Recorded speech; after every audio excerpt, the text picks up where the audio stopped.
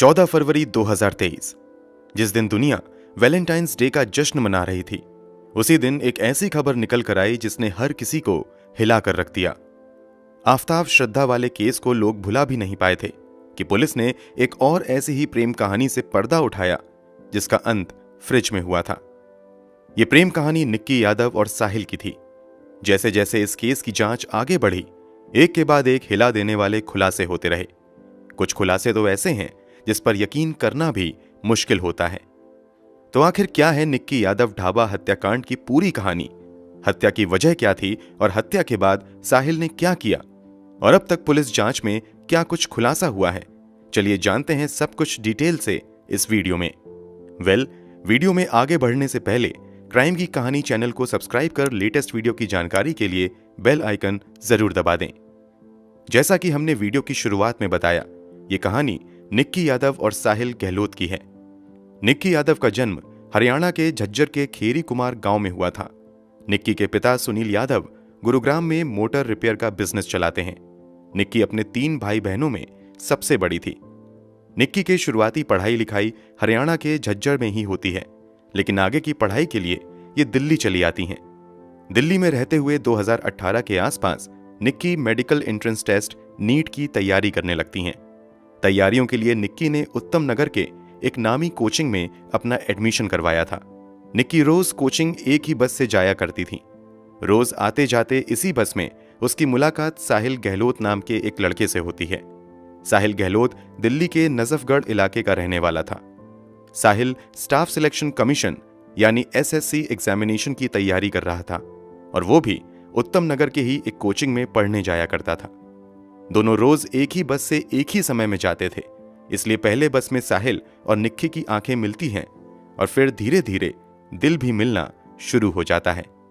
बातचीत होते होते दोनों में दोस्ती होती है और यही दोस्ती समय के साथ प्यार में बदल जाती है। कुछ खबरों के मुताबिक कथित तौर पर जब दोनों प्यार में पड़ जाते हैं तो एक ही अपार्टमेंट में लिव इन रिलेशनशिप में रहने लगते हैं। हालांकि इसी बीच कोरोना वायरस के प्रकोप की वजह से दिल्ली समेत पूरे देश में लॉकडाउन लग जाता है और कोचिंग संस्थान भी बंद हो जाते हैं। इस कारण दोनों अपने अपने गांव चले जाते हैं। जब लॉकडाउन खुलता है तो फिर ये दोनों वापस से साथ में रहने लगते हैं। वैसे निक्की यादव के पिता सुनील यादव बेटी के साहिल के साथ लिव इन रिलेशनशिप में रहने की खबरों को खारिज करते हुए कहते हैं कि निक्की कभी लिव इन में साहिल के साथ नहीं रही थी, बल्कि वो दिल्ली के बिंदापुर इलाके में एक किराए के घर में अपनी छोटी बहन के साथ रहती थी। खैर, एक जिम्मेदार चैनल होने के नाते हम भी साहिल और निक्की के लिव इन में रहने के दावों की पुष्टि नहीं करते हैं। समय बीतता जाता है और दोनों का प्यार और ज्यादा परवान चढ़ता चला जाता है। प्यार में खोए ये दोनों जब अपने एग्जाम में बैठते हैं तो दोनों ही नाकाम हो जाते हैं। मतलब निक्की नीट क्वालिफाई नहीं कर पाती हैं और साहिल एसएससी एग्जामिनेशन में सिलेक्ट नहीं हो पाता है। फेल होने के बाद ये दोनों एक ग्रेटर नोएडा के Galgotias college of engineering and technology में एडमिशन लेने का फैसला करते हैं। यहां निक्की इंग्लिश ऑनर्स विषय के साथ मास्टर ऑफ आर्ट्स में एडमिशन लेती है, जबकि साहिल फार्मेसी कोर्स में एडमिशन ले लेता है। दोनों अपनी पढ़ाई भी जारी रखते हैं और अपने रिलेशनशिप को भी आगे बढ़ाते रहते हैं। हर दूसरे रिश्तों की तरह इन दोनों के रिश्तों में भी कभी कभार उतार चढ़ाव आते रहते थे, मगर फिर भी ये दोनों अपने रिश्तों को निभाते रहते हैं। अब तक निक्की के लिए साहिल ही पूरी दुनिया बन चुका था और साहिल के लिए निक्की ही सब कुछ थी। लेकिन क्या वास्तव में ऐसा था? जवाब है नहीं, क्योंकि बीतते समय के साथ इन दोनों के रिश्ते में जहर घुलना शुरू हो जाता है और इस जहर का असर इतना भयानक होता है कि इसकी कल्पना कभी निक्की ने भी नहीं की होती है। दरअसल 14 फरवरी 2023 को दिल्ली पुलिस की ओर से साहिल और निक्की के संबंध में एक हिला देने वाला खुलासा किया जाता है।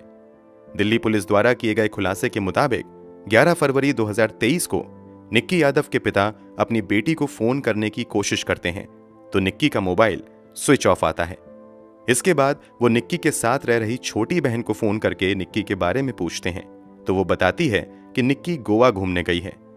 इस बात की पुष्टि के लिए पिता द्वारा निक्की के कई दूसरे दोस्तों को भी फोन किया जाता है, मगर निक्की के बारे में किसी के पास कोई जानकारी नहीं होती है। हालांकि जब कुछ और दोस्तों से निक्की के पिता संपर्क करते हैं तो एक दोस्त बताता है कि उन्होंने निक्की को आखिरी बार साहिल के साथ देखा था। इसी के बाद निक्की के पिता अपनी छोटी बेटी से, जो निक्की के साथ रहती थी, उससे साहिल का नंबर लेकर साहिल को फोन करते हैं। तो साहिल कहता है कि निक्की के बारे में मुझे ज्यादा कुछ नहीं पता है, मैं तो अपनी शादी में बिजी चल रहा हूं। निक्की शायद देहरादून या मसूरी घूमने के लिए गई होगी। अब मैं निक्की के कांटेक्ट में नहीं हूं। इसके बाद अगले दिन यानी 12 फरवरी को निक्की के पिता साहिल के पिता का नंबर कहीं से लेकर उनसे कांटेक्ट करते हैं। तो वो भी कहते हैं कि मुझे आपकी बेटी के बारे में कुछ नहीं पता है। अभी निक्की के पिता अपने लेवल से बेटी को खोजने की कोशिश कर ही रहे थे कि इसी बीच 13 फरवरी को दिल्ली पुलिस के पास किसी का गुमनाम फोन आता है।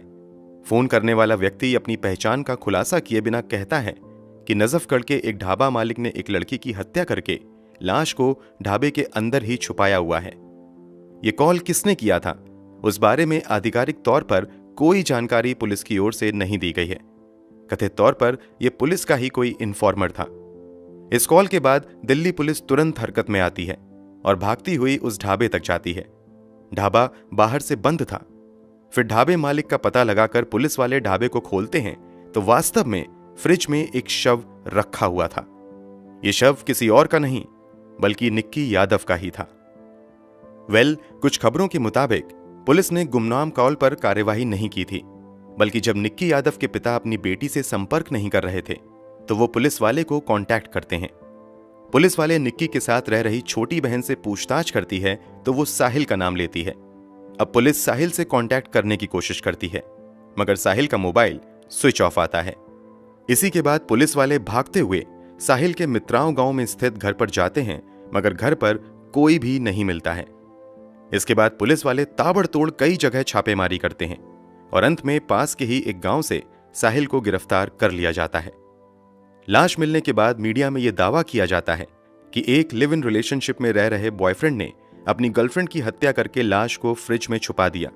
लेकिन जब पुलिस मामले की तहकीकात करती है तो कुछ बेहद ही हैरान कर देने वाला खुलासा होता है। साहिल की गिरफ्तारी के बाद पूछताछ में हुए खुलासे के मुताबिक मीडिया अब तक जिसे साहिल की लिव इन पार्टनर बता रही थी, वो आगे की जांच में साहिल की वाइफ ही निकलती है। दरअसल 2020 में जब दोनों का प्यार परवान पर था, तभी दोनों 1 अक्टूबर 2020 को ग्रेटर नोएडा के आर्य समाज मंदिर में पूरे रीति रिवाज के साथ शादी कर लेते हैं। इस बात का खुलासा तब होता है जब पुलिस निक्की के कमरे की तलाशी लेती है तो वहां उन्हें कमरे से दोनों के शादी की तस्वीरें और सर्टिफिकेट मिलती हैं। मंदिर के रिकॉर्ड बुक से दोनों की शादी की पुष्टि हो जाती है। ये शादी दोनों अपनी मर्जी से कर रहे थे, मगर दोनों ही अपने अपने परिवार वालों से इस शादी के बारे में छुपाते हैं। इधर जब समय बीतने लगता है तो साहिल पर उसके परिवार वाले शादी का दबाव बनाने लगते हैं, मगर साहिल लगातार शादी से इनकार करता रहता है। हालांकि जब परिवार वाले बहुत ज्यादा दबाव बनाते हैं तो साहिल परिवार वालों के सामने खुलासा करता है कि वो ऑलरेडी निक्की यादव नाम की लड़की से 2020 में ही शादी कर चुका है। खुलासे के मुताबिक इसी के बाद साहिल के परिवार वाले कहते हैं कि जितनी जल्दी हो निक्की से पीछा छुड़ाओ और तुम हमारी पसंद की लड़की से शादी कर लो। इसी के बाद साहिल अपने परिवार वालों के साथ मिलकर निक्की को रास्ते से हटाने के प्लान पर काम करने लगता है।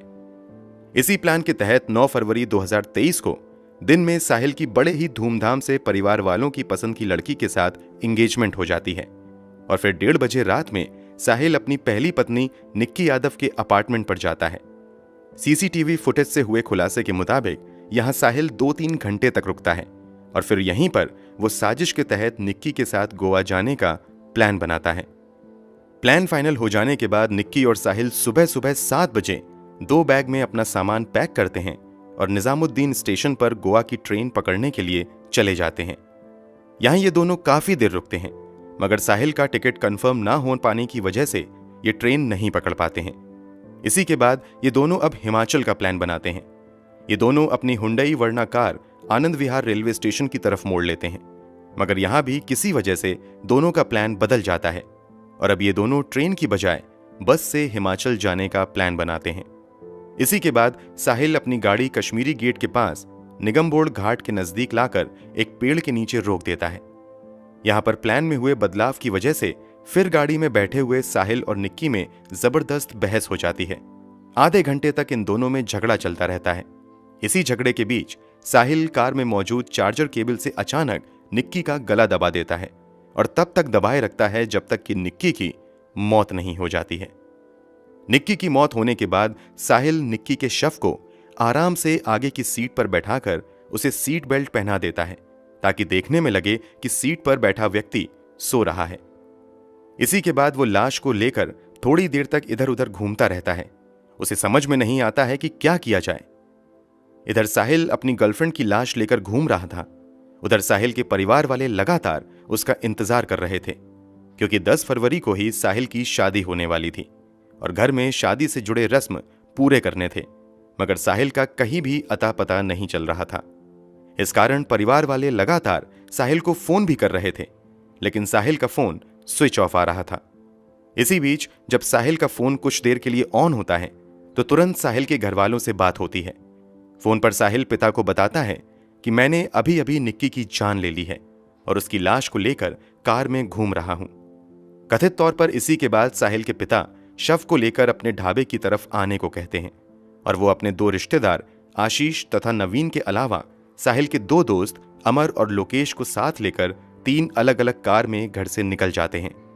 थोड़ी देर बाद ये सभी ढाबे के रास्ते में साहिल से मिलते हैं और फिर सभी मिलकर शव को ढाबे के फ्रिज में डालकर वापस शादी के लिए चले जाते हैं। जहां इन लोगों ने निक्की की डेड बॉडी को छुपाया था वो खाओ पियो ढाबा साहिल का ही था। इन दिनों साहिल की शादी की तैयारियों की वजह से ढाबा बंद ही था, इस कारण किसी को लाश की भनक भी नहीं लगती है। ये सब कुछ करने के बाद साहिल निक्की के मोबाइल से अपनी चैट्स और कॉल हिस्ट्री को भी डिलीट कर देता है। 10 फरवरी को ये लोग मिलकर शव को फ्रिज में छुपाते हैं और फिर वापस अपने गांव जाते हैं, जहां 10 फरवरी को ही बड़े धूमधाम से साहिल की दूसरी शादी हो जाती है। शादी के बाद अगले दिन साहिल वापस फिर से ढाबे में यह देखने के लिए आता है कि वो लाश वहीं पर है या नहीं। इसके बाद फिर वो वापस जाकर अपनी नई शादीशुदा जिंदगी को खुशी खुशी जीने लगता है। प्लान था कि कुछ दिनों बाद शव को चुपके से पास के बड़े से नाले में फेंक देंगे। हालांकि इसी बीच निक्की यादव की तलाश शुरू हो जाती है, जिसकी आंच साहिल तक भी पहुंचती है और फाइनली साहिल को गिरफ्तार कर लिया जाता है। साहिल की गिरफ्तारी और लाश मिलने से जुड़ी दूसरी थ्योरी यह है कि उस अनजान कॉल के बाद पुलिस साहिल तक पहुंचती है और निक्की यादव के बारे में पूछती है। जब निक्की के बारे में साहिल कोई स्पष्ट जवाब नहीं देता है तो पुलिस सख्ती के साथ पूछताछ करती है। इसी के बाद साहिल उन्हें सब कुछ सच बताते हुए ढाबा लेकर जाता है और फिर ढाबे से निक्की का शव बरामद किया जाता है। निक्की और साहिल के बारे में एक और थ्योरी यह है कि जब साहिल की शादी तय हो जाती है तो इस बात की जानकारी निक्की को एक कॉमन फ्रेंड के जरिए मिलती है। इसी के बाद जब 9 फरवरी को साहिल निक्की से मिलने जाता है तो इस बात को लेकर दोनों में झगड़ा हो जाता है। निक्की कहती है कि अभी तुम इस शादी को कैंसिल करो और आज ही मेरे साथ दिल्ली से बाहर कहीं चलो। पहले तो साहिल मना करता है, मगर निक्की के जोर देने पर ये दोनों गोवा का प्लान बनाते हैं और फिर आगे वही सब कुछ होता है जो हमने आपको जस्ट अभी थोड़ी देर पहले बताया है। साहिल से पूछताछ में यह भी खुलासा होता है कि कार के अंदर झगड़े की वजह गोवा और हिमाचल जाने के प्लान में बदलाव के साथ साथ निक्की की धमकी भी थी। दरअसल निक्की साहिल को धमकी देने लगती हैं कि अगर तुम अभी मेरे साथ दिल्ली से बाहर नहीं गए तो मैं तुम्हारे शादी के फंक्शन में पहुंचकर मेरी तुम्हारी शादी की 2020 वाली फोटो और सर्टिफिकेट सबको दिखाऊंगी और तुम्हारी शादी नहीं होने दूंगी।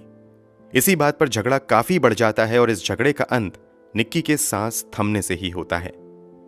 पहले तो साहिल कहता है कि उसने निक्की के मर्डर को अकेले अंजाम दिया था, मगर आगे की जांच में खुलासा होता है कि साहिल के इस पूरे प्लान में साहिल के पिता, साहिल के 2 दोस्त के अलावा साहिल के परिवार के कुल 5 सदस्य शामिल थे। इसी आधार पर पुलिस 18 फरवरी 2023 को साहिल के पिता वीरेंद्र सिंह, साहिल के दोस्त अमर और लोकेश तथा कजन्स आशीष और नवीन को गिरफ्तार कर लेती है। नवीन पर 2018 में ही एक छेड़छाड़ का मामला दर्ज हुआ था। नवीन ने ही साहिल को निक्की के मोबाइल से चैट और कॉल हिस्ट्री डिलीट करने को कहा था। आगे की जांच में यह भी खुलासा होता है कि साहिल के पिता पर 18 साल पहले भी एक हत्या का मामला दर्ज हुआ था और वह कुछ साल जेल में भी रहकर बाहर आए थे। वहीं साहिल का कजन ब्रदर नवीन दिल्ली पुलिस में कांस्टेबल है और उसने भी लाश को ठिकाने लगाने में अहम भूमिका निभाई है। फिलहाल साहिल के पिता समेत 5 आरोपी तिहाड़ जेल में हैं, जबकि साहिल फिलहाल इस वीडियो के बनाए जाने तक पुलिस की कस्टडी में है, जहां उससे पूछताछ की जा रही है। आगे इस मामले में जो भी अपडेट आएगा हम आपको बताते रहेंगे। फिलहाल इस पूरी कहानी के बारे में आपकी क्या राय है, कमेंट बॉक्स में जरूर बताएं। अगर आपको हमारी मेहनत पसंद आई हो तो इस वीडियो को लाइक करते हुए शेयर भी करें। अगर आपने अब तक इस चैनल को सब्सक्राइब नहीं किया है तो जल्दी से चैनल को सब्सक्राइब कर लें, बेल आइकन दबाकर नोटिफिकेशन जरूर ऑन कर लें।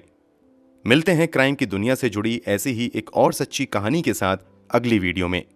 धन्यवाद।